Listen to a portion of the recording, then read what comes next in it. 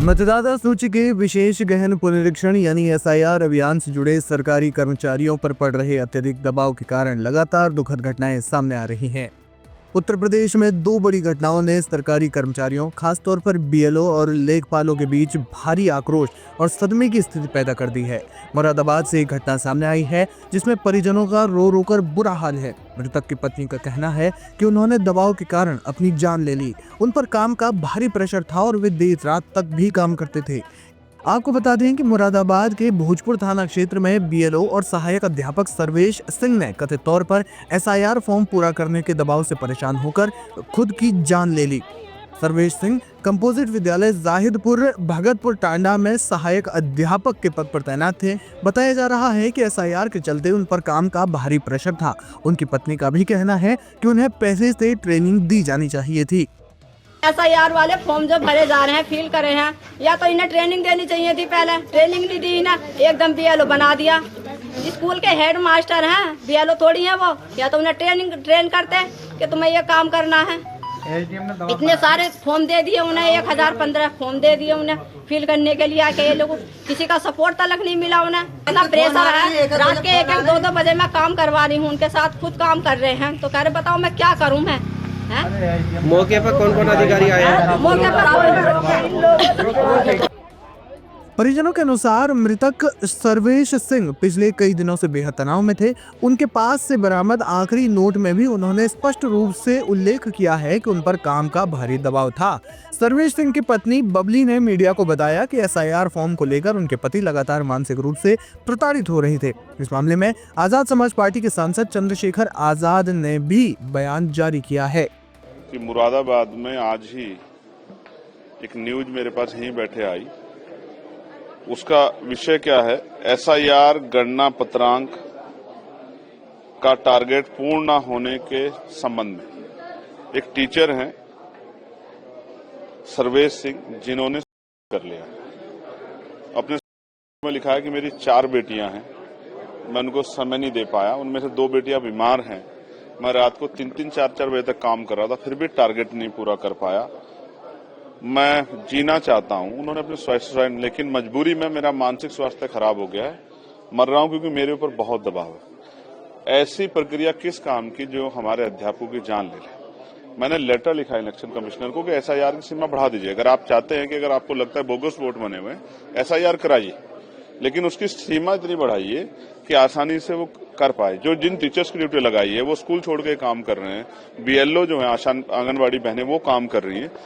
इस प्रक्रिया से जो नुकसान हो रहा है, जो अविश्वास की भावना बन रही है, लोकतंत्र में वोट सबसे बड़ा अधिकार है, ये आसानी से नहीं मिली।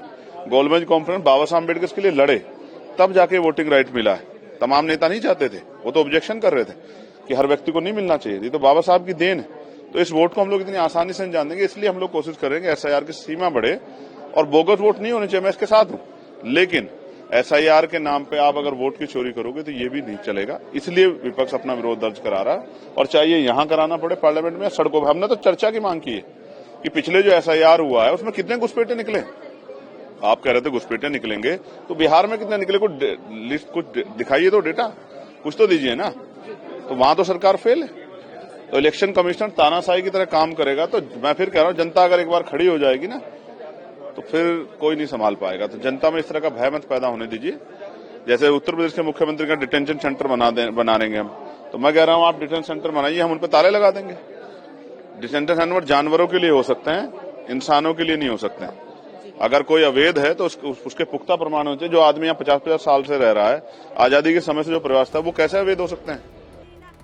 मुरादाबाद की घटना के बाद देवरिया के सलेमपुर तहसील में तैनात लेखपाल आशीष कुमार की भी दुखद मौत ने सरकारी कर्मचारियों पर कार्यभार के बोझ को उजागर किया है। परिजनों का आरोप है कि उन पर भी भारी दबाव था, जिस वजह से उनकी तबीयत खराब हुई और फिर मौत हो गई। काम का प्रेशर और सुनना चाहते हैं, सिर्फ काम का प्रेशर था मेरे भाई को, और कुछ नहीं मेरे भाई के ऊपर था, ना कोई बीमारी ना कुछ। काम का प्रेशर मेरे भैया को आज वहाँ पहुँचा दिया। क्या करते थे, क्या जानकारी आपको? यही जो एसआई चुनाव में ड्यूटी लगा है, उसमें सिर्फ उसी के चक्कर में परेशान थे। अब जो इंसान 12 बजे ड्यूटी करके आएगा, ठंड लगी, क्या हुआ, उस वक्त उनका तबियत खराब हुआ, फिर भी वो उल्टे कर करके वो चीज काम करे, क्योंकि ऊपर इतना उनको प्रेशर दिया जा रहा है। इंसान बोल रहे हैं मैं तबियत ठीक नहीं, फिर भी उनको ऊपर से प्रेशर दिया जा रहा है। हम इंसाफ चाहते हैं। निर्वाचन कार्य में लगे एक लेखपाल जो आरोस थे, उनकी मौत हुई और आनन फानन में परिवार के न चाहते हुए भी फोर्स के बल पर जिला प्रशासन ने पोस्टमार्टम करा दिया और आज परिवार के लोग लाश की दाह संस्कार करने से मना कर रहे हैं। जो आज पूरा प्रशासन यहाँ चिरौरी कर रहा है, अभी तक डीएम नहीं पहुंची, एडीएम, एसडीएम, तहसीलदार पहुंचे हुए हैं। पूरा लेखपाल संघ मांग कर रहा है कि आप क्या दे रहे हो अपने कर्मचारी को, बता दो। सरकार मौन है, अधिकारी मौन है और ये हत्याएं भारत सरकार का तुगलकी फरमान, ये निर्वाचन आयोग का फरमान नहीं है। निर्वाचन आयोग तो भारत सरकार का गुलाम हो गया है, हुक्मी हो गया है। इतने लगन के समय में, इतने खेती के समय में आप दबाव बना रहे हो कर्मचारियों पर, उसी का परिणाम हो रहा है कि हाथ कर रही हैं महिलाएं, हत्या, पुरुष कर्मचारी मर रहे हैं। मैं मांग करता हूं कि अगर सरकार में थोड़ी भी संवेदनशीलता हो, अगर सरकार में थोड़ा भी दर्द हो, तो इस परिवारों का दर्द समझे, अपने ही कर्मचारियों का दर्द समझे और उनके परिवार को 1 करोड़ रुपया पालियों को और 1 नौकरी हर परिवार को देने की बात करे सरकार। नहीं तो वह दिन दूर नहीं कि सारे कर्मचारी बस्ता फेंकने वाले हैं। इनके निर्वाचन आयोग को जनता तो नकार ही चुकी है, कर्मचारी भी नकार देंगे। समाजवादी पार्टी की तरफ से 2 लाख रुपया हम लोग भी इस परिवार को देंगे।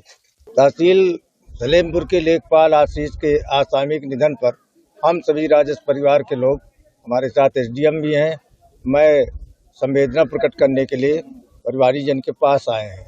एसआईआर के अभियान में सभी शासकीय तंत्र अपना मूल योगदान अदा कर रहे हैं। जहां तक इनकी कुछ मांगे हैं, तो जो भी अनुबंध सहायता है, जो उस सहायता को तत्काल देने की कार्रवाई की जाए। सर, इनकी मौत कैसे हुई, क्या जानकारी? मौत जो प्रथम दृष्टया संज्ञान में आया है, ये बीमार थे, इनका इलाज भी चल रहा था क्या? हाँ, गोरखपुर में इनका इलाज चल रहा है। फिलहाल इन दोनों घटनाओं की जांच की जा रही है और अब प्रशासन का इस पर जवाब आना अभी बाकी है।